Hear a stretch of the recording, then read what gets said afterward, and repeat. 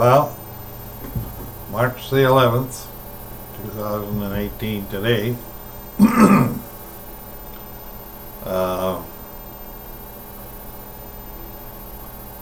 Daylight saving time.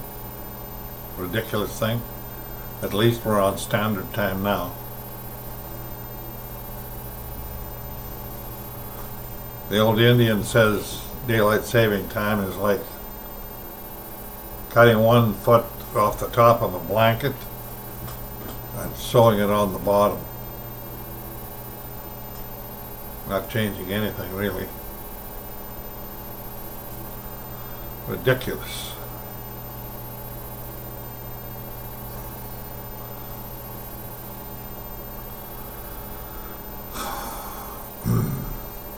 Donald Trump. You know, Donald Trump is like a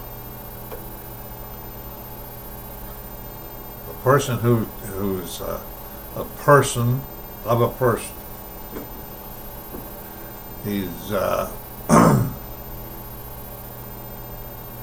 they'll never have a president in the United States like Donald Trump, ever.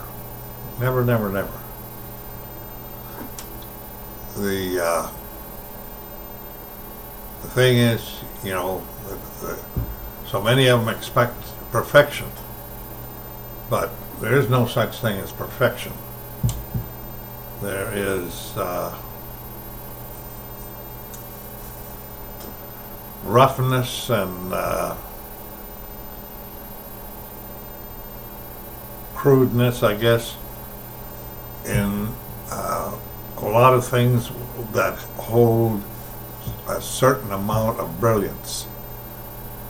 That it can't be perfect and brilliant all the time. It has its problems, but it has great. It has great.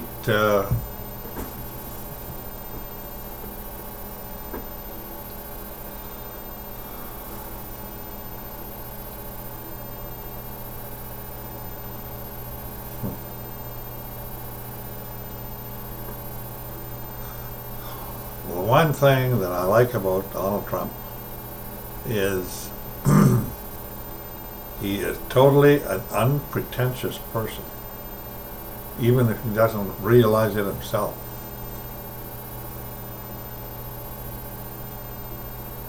His thoughts behind the thoughts are different than most people. The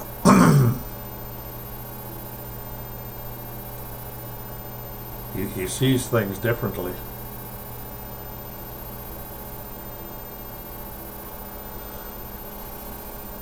He's an insecure person, but he's very real.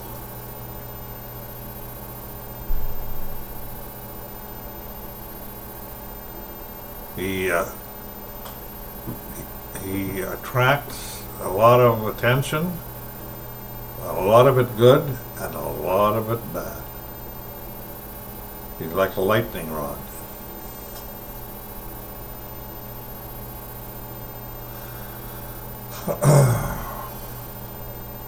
I think he's the President of the United States for a reason. And I think he maybe will be giving the United States and basically the white race in the United States one last chance to do something good. Because there's not gonna, it's gone too far now to be a white Christian nation for very long. It will cease to be that in a very short time, I think. Russia will end up being the last real great white Christian nation on the planet. most likely way ahead of the United States in that regard. Hopefully I'll get to Russia this year, about June the 6th, 4th to the 6th, if possible.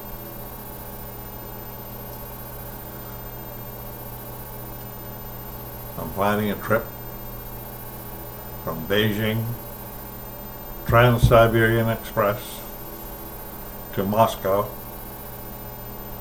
2 days in Moscow, flying to Umeå, Sweden, staying 1 night in Umeå,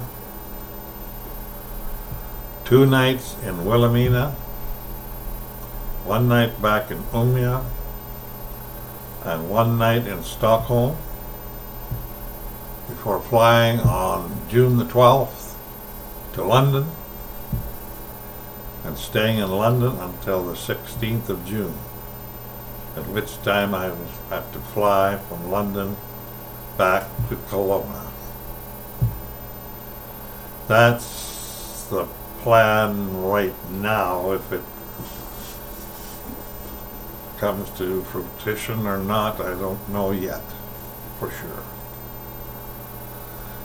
The thing is, I would like to take that trip.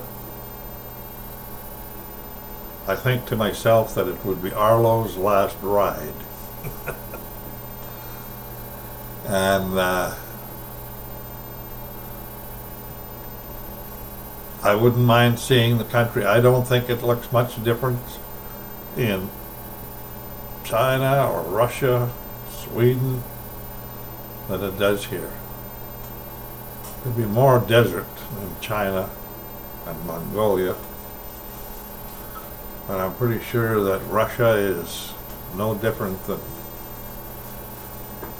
Canada. And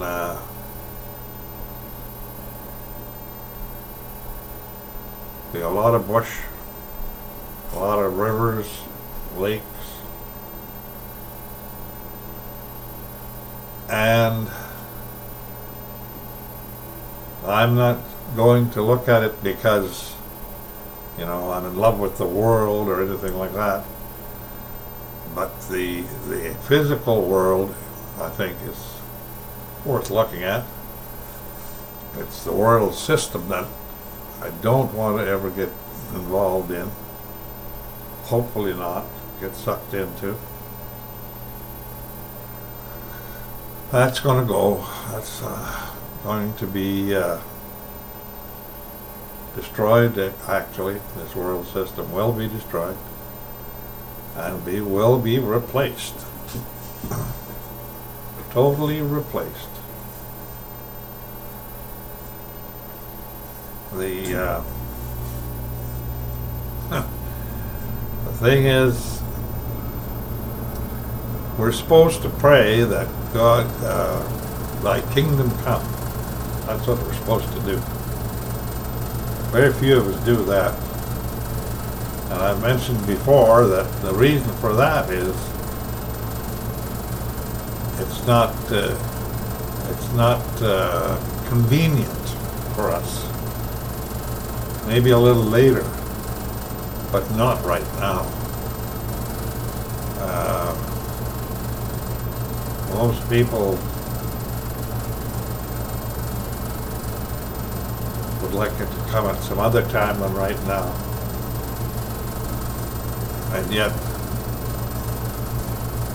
the thing is, it's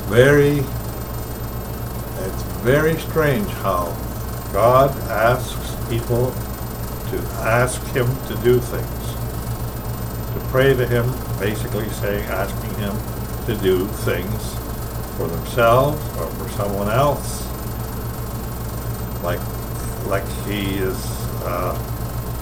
wants permission from His creation to generate a circumstance. And I really don't understand that. But I've seen it in other places where He basically basically told Job one time to pray for his friends because they didn't know what they were doing or didn't know what they were believing in. I mean, I'm sure God could have done whatever it is he wants to do anyway, but he asks people to pray to him to do it. And I believe I don't really understand that very good, but it has something to do with his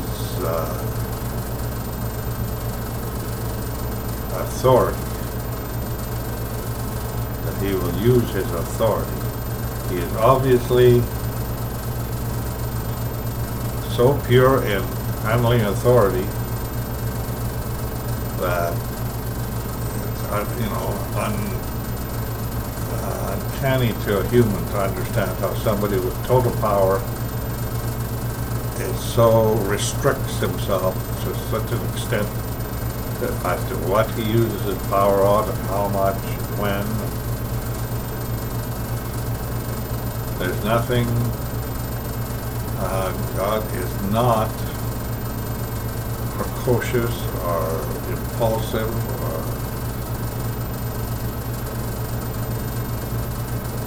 it's amazing because it's so hard for us to know what God really is, other than we know he's not a man, that he's a spirit being of some kind of spirit. He lives in the spiritual realm, but he can also be in the physical realm. At least I don't understand time warps and things like that, dimensions. Beyond me, I don't know that. I imagine that's a great thing to be able to find out someday about that. Traveling from one dimension to another, maybe instantaneously. And being, we only see with a certain range of light frequencies. We don't see, there can be other things around that we cannot see because they're not in our light frequency. Could be right there, right in front of us, around us, all over. That's the thing to look forward to. All these great things.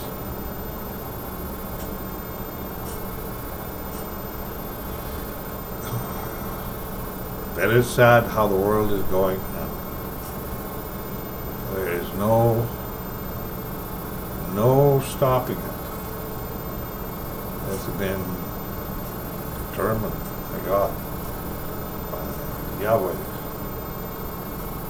as to how it's going to go, how long it will last, what will happen, and what will be the end, and then what will be the renewing. That's the thing, eh? The great renewing. And how maybe we'll understand that while the earth is situated right now in the universe where it is,